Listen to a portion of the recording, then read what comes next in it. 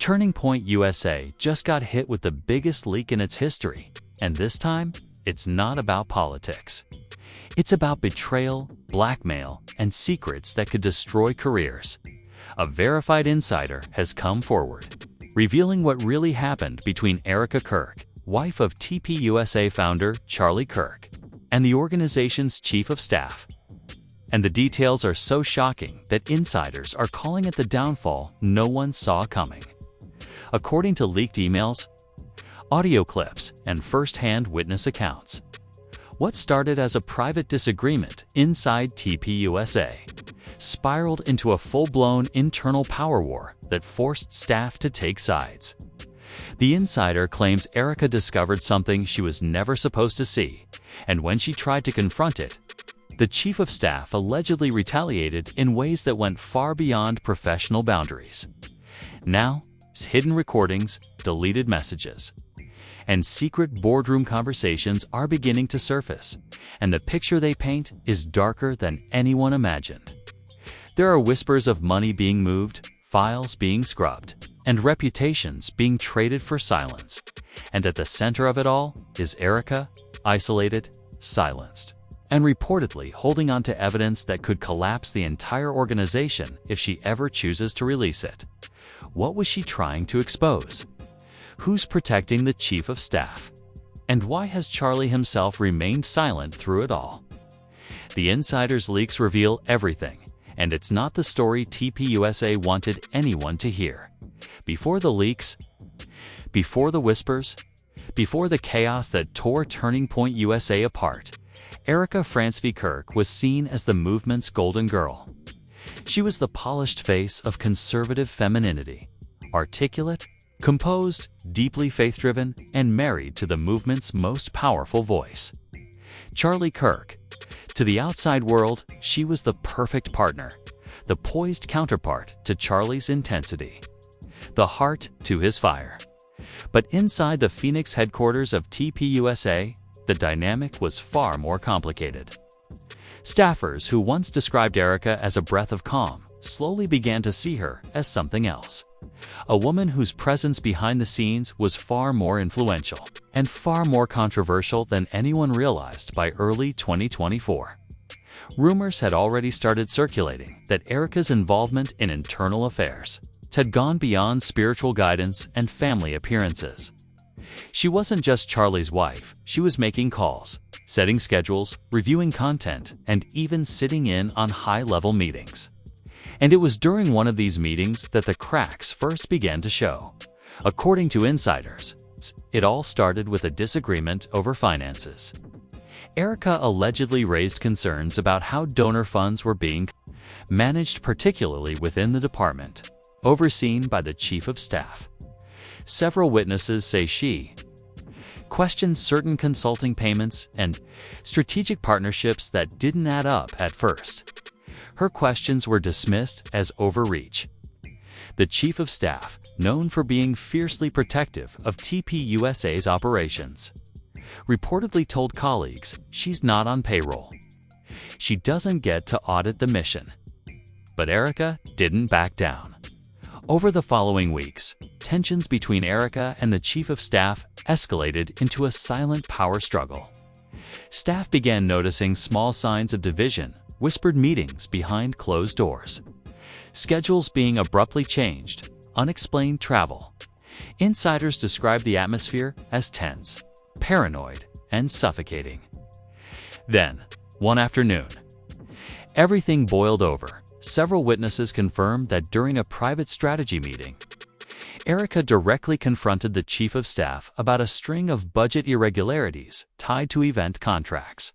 What should have been a professional discussion reportedly turned into a shouting match. One witness later described it as the moment the empire cracked. Erika accused him of hiding things from Charlie, the source recalled. He snapped back, saying she didn't know how the business worked. Then she said something like, "It's not business when it's deception."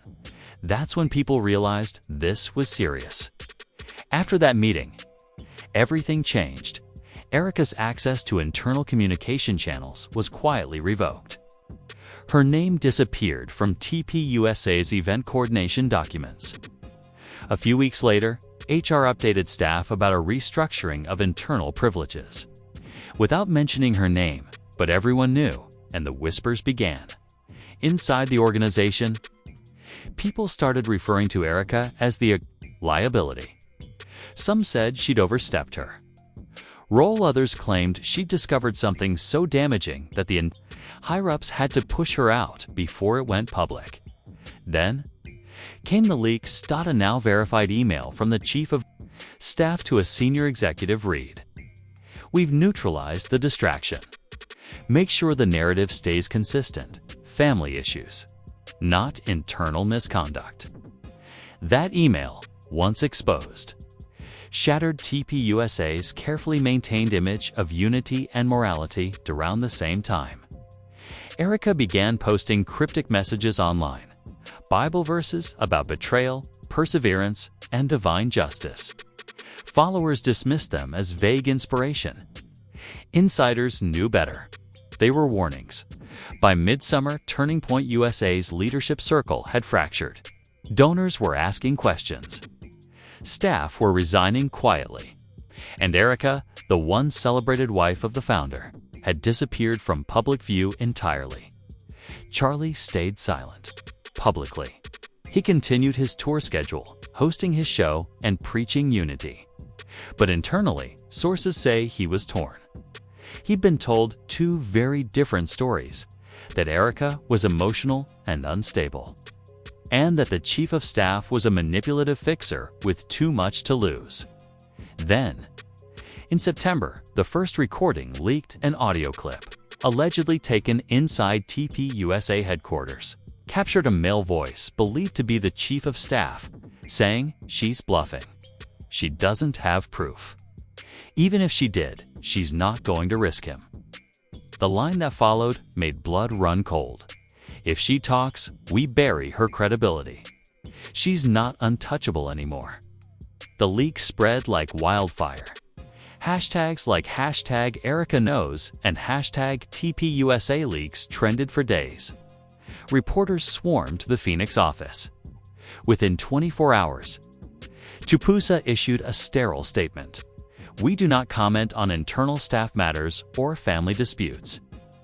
But the statement only fueled more suspicion, and that's when a second insider came forward.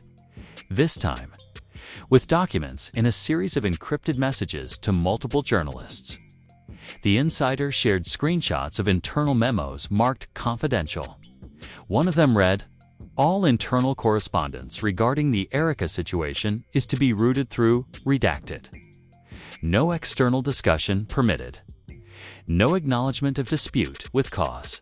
Another memo, dated 2 weeks later, contained a chilling phrase: "Damage containment phase initiated."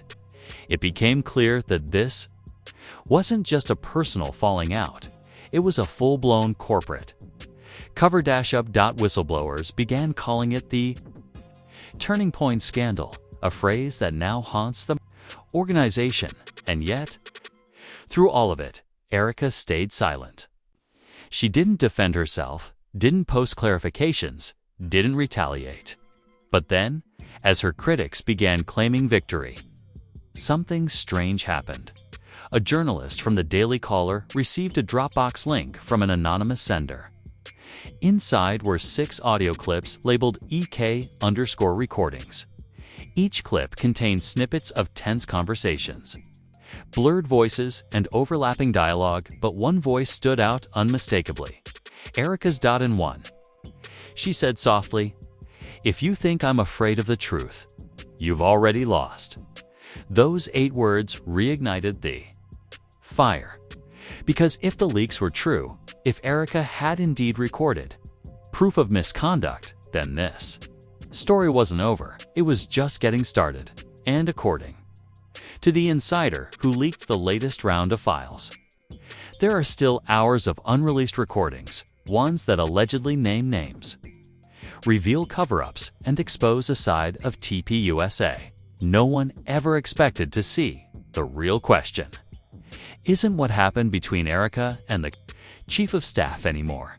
It's how far the organization will go to make sure we never find out. The truth finally began to leak, and when it did, it didn't come from the tabloids or opposition journalists. It came from inside the house. For months, everyone had whispered about tension between Erika Kirk and Turning Point USA's chief of staff. But no one expected those whispers to evolve into the single most explosive internal scandal in TPUSA history. The organization had survived public controversies before, but never this kind of betrayal. Never this kind of silence from Charlie himself. According to new recordings leaked by the same insider, the scandal erupted from a single meeting off the books, gathering inside TPUSA's Phoenix office. The purpose of the meeting was donor reconciliation, but what actually took place sounded more like a confrontation between two people who'd been at war for months. The first leaked clip begins with a man's voice, cold, irritated, but trying to sound professional. Allegedly, the chief of staff. "Chief, you've already said too much to the wrong people, Erika. You think this helps the mission?" "Erika, the mission isn't the problem. The lies are." "Chief, you don't understand how this works.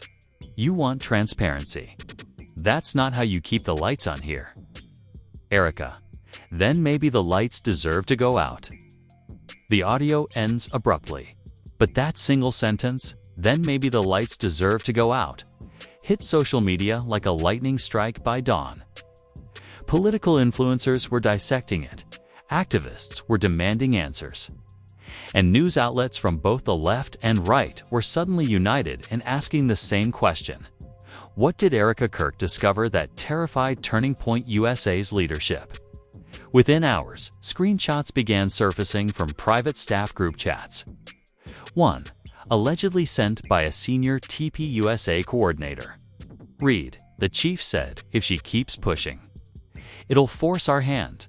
I don't know what that means, but it sounded like a threat. Another message, reportedly from a communications manager, said, "He told us to scrub internal emails about the donor funnel." He literally said, "Pretend it never existed." By mid-afternoon, #pretend it never existed was trending across Twitter. The organization's official channels scrambled to contain the story.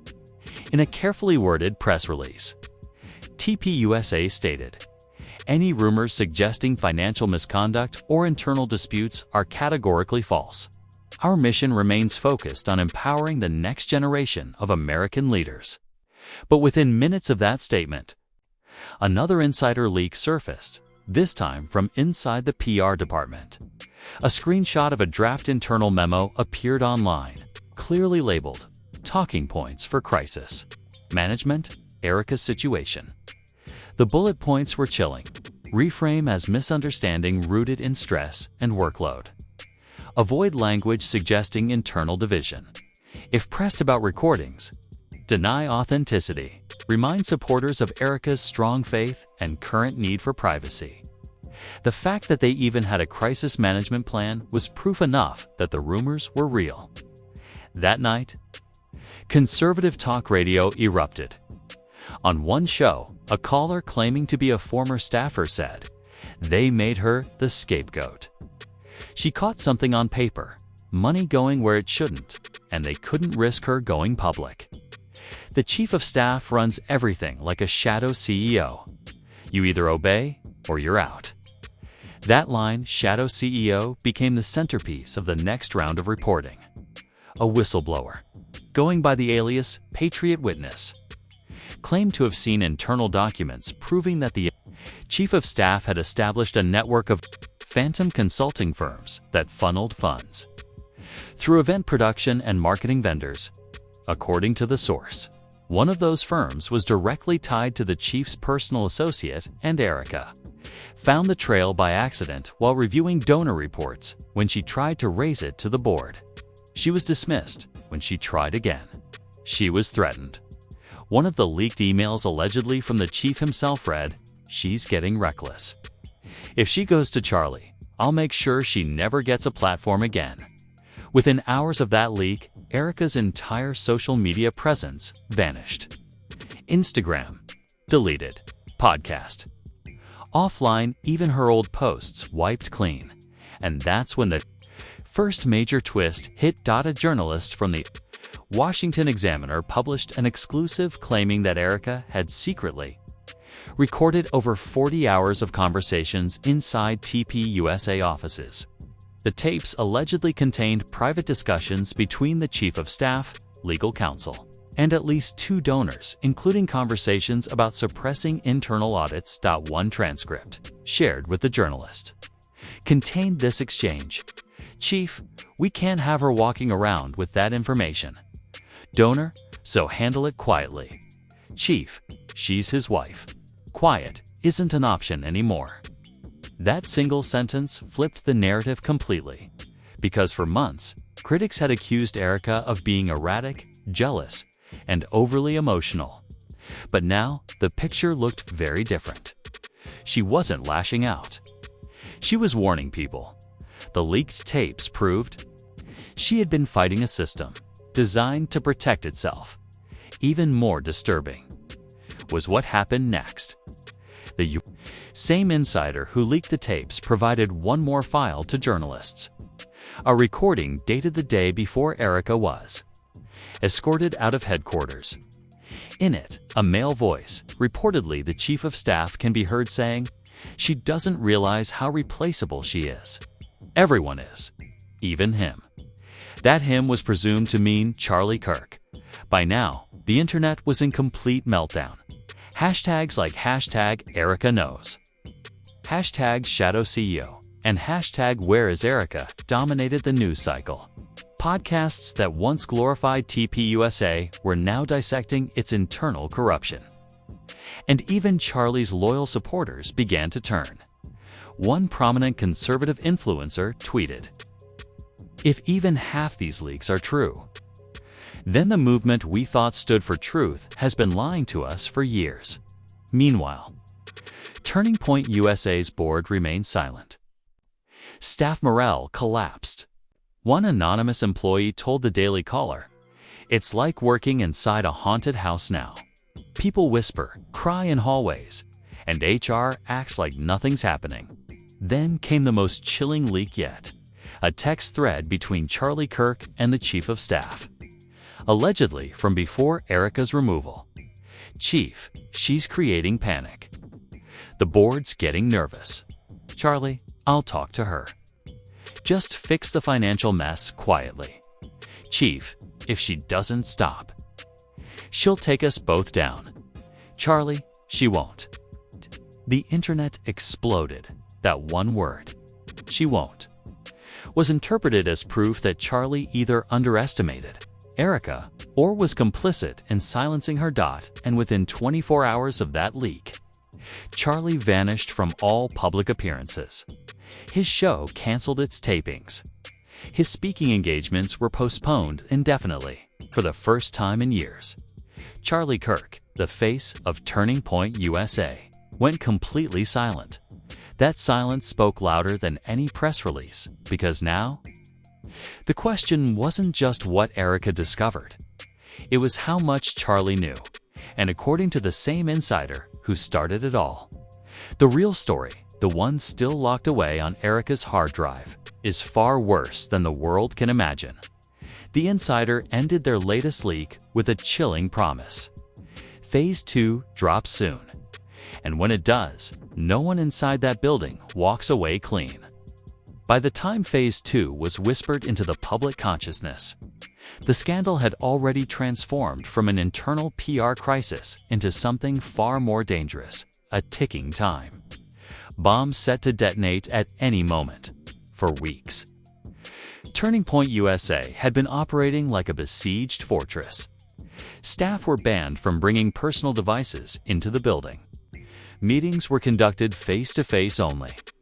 Every phone call, every email, every message was monitored. Yet somehow, the leaks kept coming.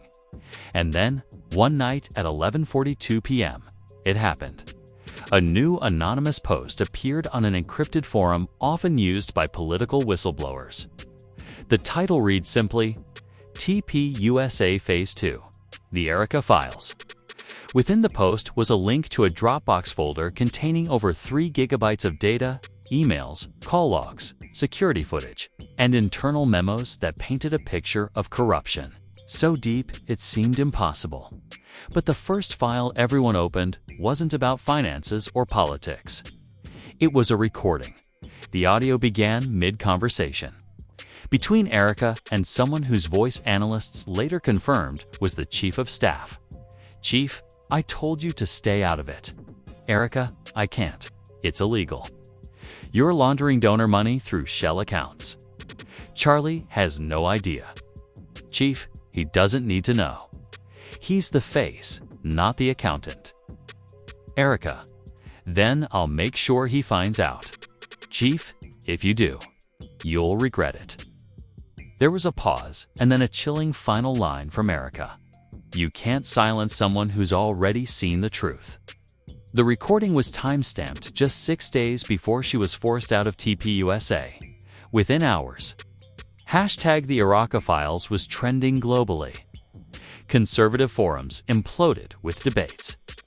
Left-leaning outlets mocked TPUSA's downfall as karma in real time. Even neutral journalists couldn't look away because this wasn't just an internal dispute anymore. It was evidence of a cover-up. And then, the second wave hit. Leaked emails between Erika and Charlie Kirk, their private correspondence, appeared on social media. The messages revealed a tense and heartbreaking back and forth between husband and wife as the situation spiraled out of control. In one message, Erika wrote, "I'm doing this for us, Charlie. For your name. They're stealing from you, and you're defending them." Charlie's reply was curt and distant. "You're not helping. You're putting everything at risk. Please, just trust me." A later message from Erika, sent days before her removal, read, "You told me to follow my conscience. I did. Now you're asking me to ignore it." The final email in the thread was from Charlie. 2 words, "Enough, Erika." The heartbreak behind that exchange became the defining image of the scandal. A marriage divided by loyalty, truth, and power. Loyalty, truth, and power. But the biggest shock was yet to come. Among the leaked documents was a folder labeled Private Surveillance. Inside were video files pulled from internal security cameras. One of them, titled Conference Room 8:47 p.m., showed Erika entering a meeting room carrying a small black folder. Moments later, the Chief of Staff and 2 executives joined her. The footage had no audio, but the gestures told a clear story. She was pleading. They were deflecting. When one executive stood and pointed toward the door, Erika slammed the folder on the table. Seconds later, security entered the room. That clip was the final nail in the coffin. TPUSA's official line that Erika had stepped back voluntarily for family reasons crumbled overnight. Public outrage exploded, and yet, amidst the chaos, another narrative began forming. One that would shake the conservative establishment to its core. Multiple insiders claimed Erika wasn't acting alone. According to leaked chat logs, she had been corresponding with a whistleblower inside TPUSA's finance department, identified only as AM. The messages showed the 2 of them planning to deliver evidence of donor misuse to outside counsel before they were allegedly cut off. One of AM's last messages read, "If anything happens to me, tell him to check the March reports." That's where the trail starts. That message was dated just 2 days before AM was abruptly terminated. When journalists tried to contact AM, the number was disconnected and the email bounced back. No one could find them. Then, another voice entered the storm, an anonymous source claiming to be part of TPUSA's legal team in a statement posted under the pseudonym Lex Agent. The source alleged that the Chief of Staff had weaponized compliance protocols to hide financial discrepancies and that Erika had unknowingly tripped the alarm by asking too many questions. What? Erika didn't understand, the source wrote, was that TPUSA had become a machine. The moment she questioned its gears, the machine turned on her. That single paragraph was shared over 1 million times. Meanwhile, the organization's silence grew more deafening by the hour. Charlie canceled his podcast appearances. The official TPUSA Twitter account stopped posting entirely. Insiders claimed the board was holding emergency meetings every night until 2 a.m., trying to figure out how to contain what they now called the internal war. And that's when the next leak dropped, the one that sent chills through everyone who'd been following the story. A 15-second audio clip surfaced online. ALLEGEDLY, recorded from a phone call between Erika and an unnamed TPUSA board member. Board member, if you're making enemies, you don't understand. Erika, I'm not scared of enemies. I'm scared of what you've all become. So it's the last confirmed communication from Erika before she disappeared from public view completely. Her podcast, her business pages, even her personal website, all deleted. Then, out of nowhere, a new anonymous Twitter account appeared at the Erika archive with a bio that simply read, "You can't erase what's already seen." The account began posting fragments of internal documents and heavily redacted screenshots of emails. The posts were cryptic but consistent, each one revealing a new layer of dysfunction. From altered accounting reports to personal reimbursements for unapproved events. But what made the internet lose its mind was one final post. Uploaded at 3:15 a.m. It showed a single image. A handwritten note on hotel stationery. The handwriting matched Erika's. It read, "They think deleting me fixes the problem. But I left copies everywhere." Within minutes, that image was reposted thousands of times. Fans called it the Erika Note. Commenters said it felt like something out of a thriller, a warning from someone who had already gone too deep. Then, the account that posted it vanished. No one knows who ran it. No one knows where Erika is, but according to multiple insiders, the fallout has just begun because the same whistleblower who released the phase to leak claims there's one final batch of files, Phase 3 containing direct proof that the chief of staff wasn't acting alone. In fact, they say the orders came from someone even higher up, someone who knew everything, and if those files ever get out, it won't just destroy reputations, it'll end careers. When the Phase 2 leak dropped, the internet didn't just react, it erupted. Within hours, Twitter, TikTok, and YouTube were flooded with theories, breakdowns, and wild speculations about what Erika Kirk had uncovered inside Turning Point USA. This wasn't just another scandal in the conservative world. It was a full-blown civil war by dawn. The Erika Files had climbed to #1 on Twitter's trending list, surpassing even major political stories. Conservative influencers who had once avoided mentioning Erika's name were suddenly posting cryptic messages like, "Sometimes the truth comes," from the most unexpected voices, while others warned followers not to believe everything you see from compromised sources. And the reaction split the movement right down the middle. The loyalists, diehard TPUSA supporters and Charlie Kirk fans claimed the leaks were a doctored part of a left-wing psyop designed to destroy one of the most influential youth organizations in America.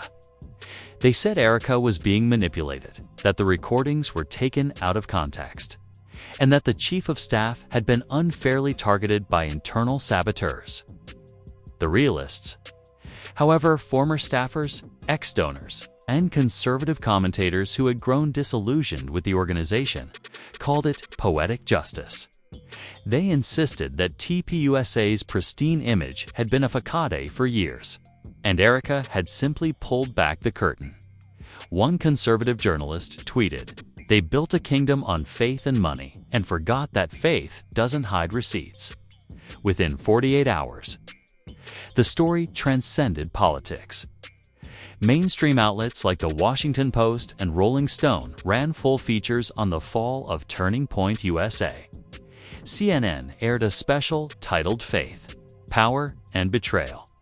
Inside the conservative meltdown, Fox News anchors, once allies of Charlie Kirk, cautiously discussed the leaks with phrases like deeply concerning and potentially career-ending. But the most dramatic reactions came from within the conservative movement itself.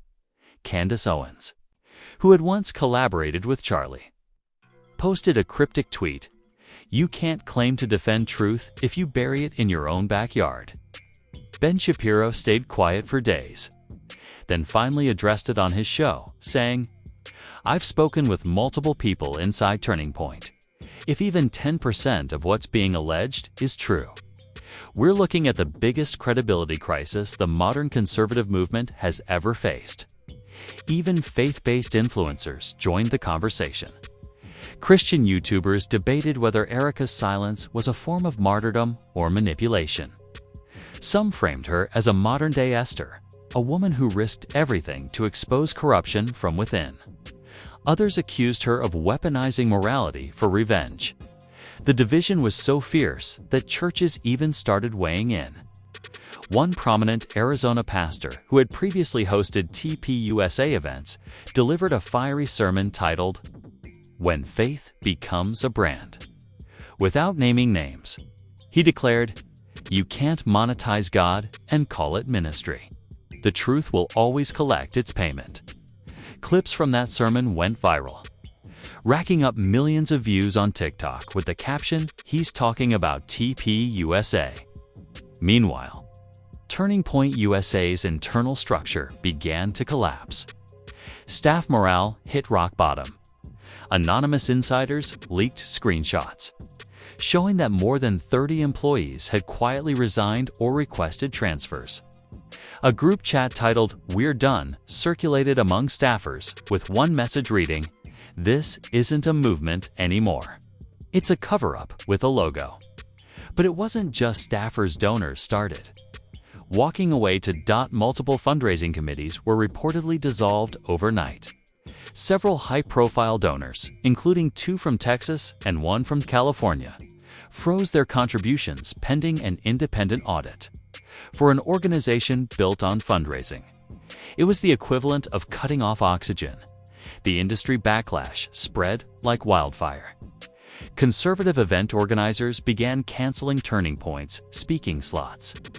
Collaborating brands scrubbed Charlie and Erika's names from their promotional materials. Then, the unthinkable happened. The chief of staff's resignation in an internal email leaked to the press. He wrote, "It's clear that my continued presence has become a distraction to the mission. I am stepping down to protect the integrity of the organization and the values we stand for." But that resignation did nothing to calm the storm. In fact, it made things worse. Because just 30 minutes after that email hit the public, Erika's former assistant posted a bombshell on Instagram. A single image, a screenshot of an old text conversation between Erika and the chief of staff. "Chief, you think you're untouchable because of who you married? Think you're untouchable because of who you married?" Erika: "No, I think I'm protected because I told the truth." That image racked up nearly 5 million likes within hours. Fans flooded the comments with messages like "Queen of Receipts" and "She's the conservative Erin Brockovich." Every major outlet picked it up. Podcasts, blogs, and TikTokers were dissecting Erika's alleged bravery like a serialized drama.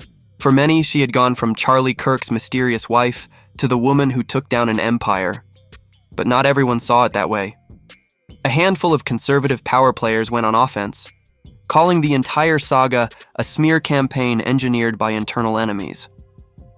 One right-wing strategist told Politico, "There's more to this than marriage trouble or financial misconduct. This feels orchestrated. Someone wanted to bring TPUSA down." The phrase, "someone wanted to bring TPUSA down," became a lightning rod for speculation. Who? Was Erika a pawn in a larger power play? Or was she the one orchestrating it all? Theories multiplied by the hour.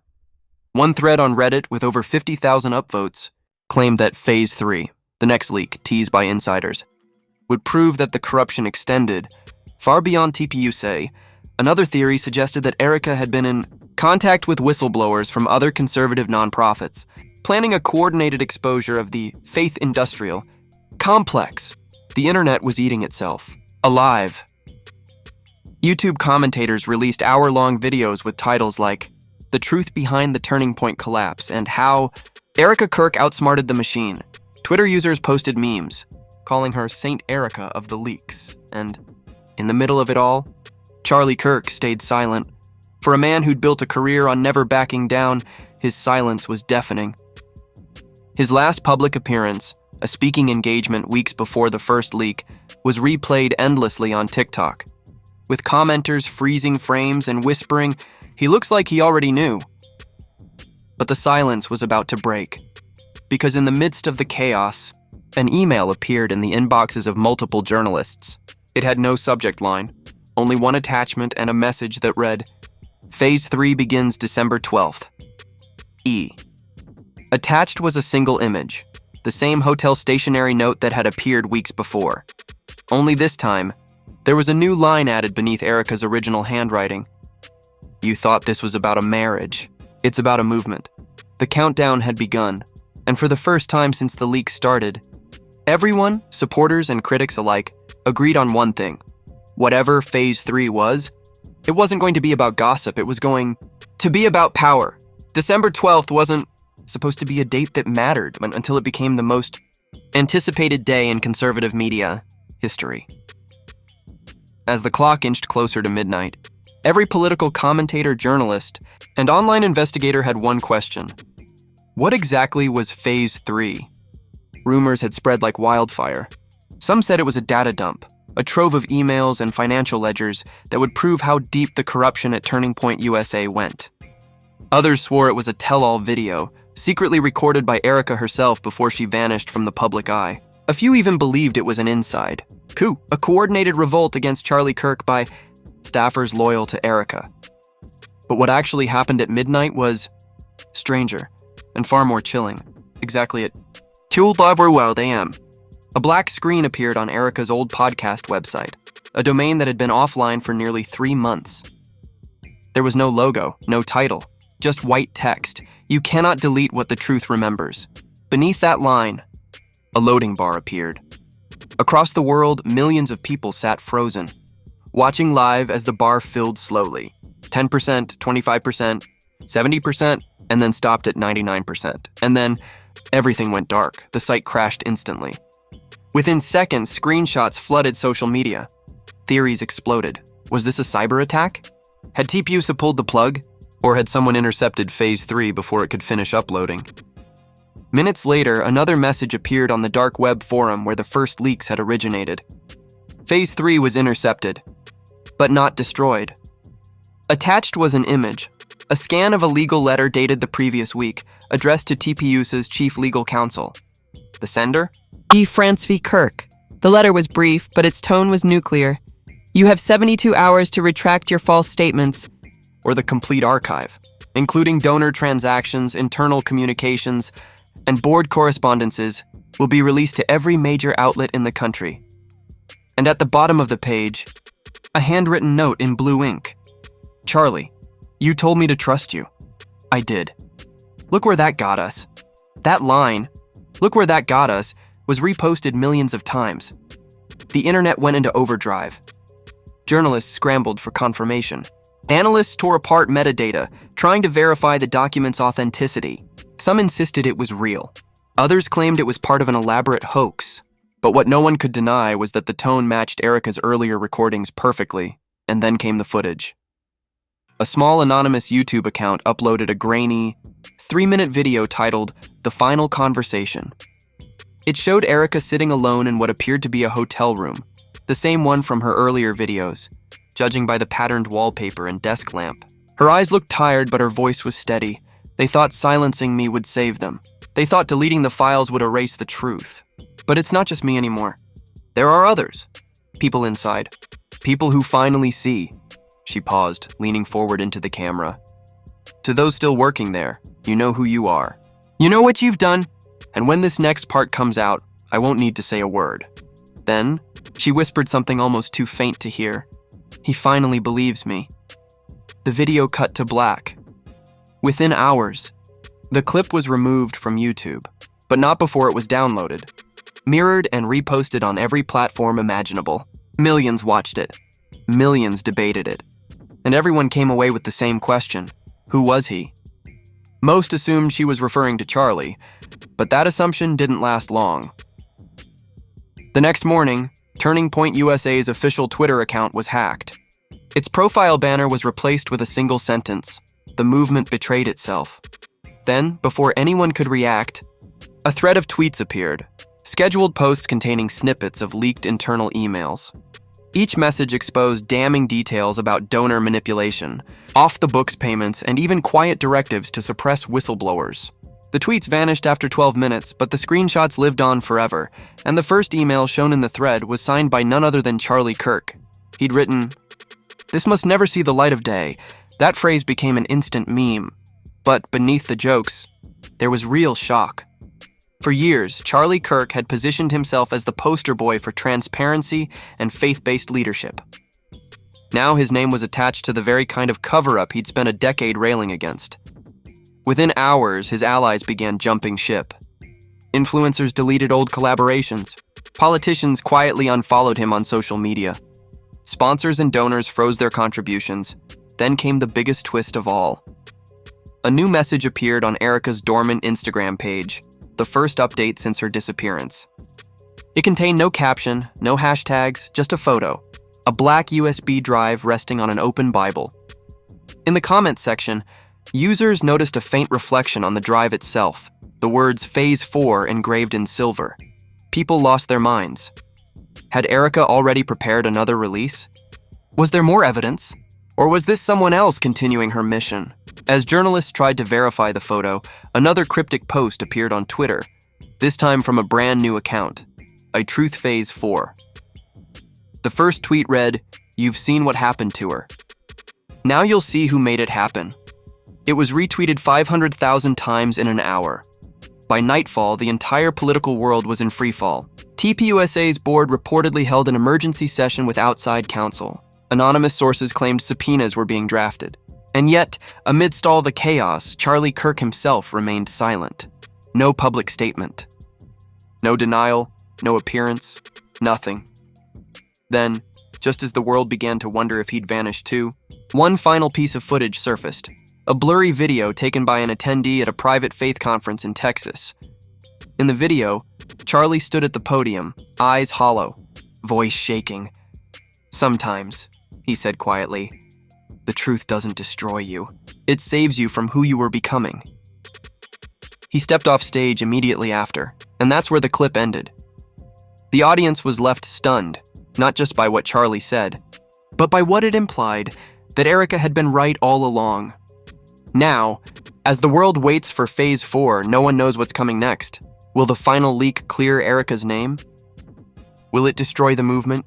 Or will it expose something even bigger, a web of power and faith that extends far beyond Turning Point USA?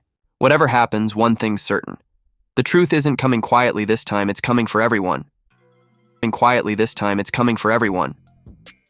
This is where everything changes. For months, we've watched a story unfold that feels less like a scandal and more like a reckoning. From whispered secrets to global leaks, from faith to fear. The Erika Kirk saga has torn down the walls of one of America's most powerful movements. But the question now isn't what happened, it's who survives it. So what do you think? Did Erika Kirk uncover a system so powerful that it tried to erase her to save itself? Or did the movement simply implode under the weight of its own hypocrisy? And what do you believe Phase 4 really is? Another leak? A documentary? Or the ultimate confession from the people who once swore to keep these secrets buried? Drop your theories in the comments below, because this story is far from over. And when the next wave hits, we'll be right here, breaking down every message, every file, every shocking twist as it happens. Make sure you're subscribed and turn on notifications. Because whatever Phase 4 is, it's not just a file drop. It's a reckoning, And when that truth comes out, it won't just expose the guilty, it'll reveal everyone who helped them stay silent.